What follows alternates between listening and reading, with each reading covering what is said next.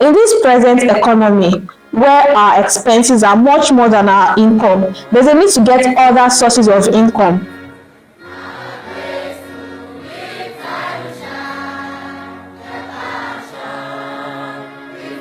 There are so many ways you can make money with your phone, and I'll be mentioning a few.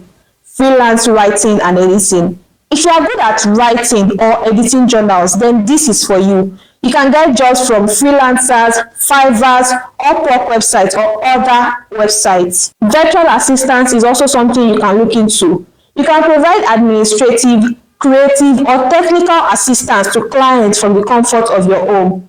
You can also start an e-commerce business online, and there are many products you can sell. All you need is to have a social media account, data, and your mobile phone. Source for goods online from various suppliers, post them, get customers, make sure your marketing skill is top-notch, and you will make money online from selling products that you do not even have a shop for.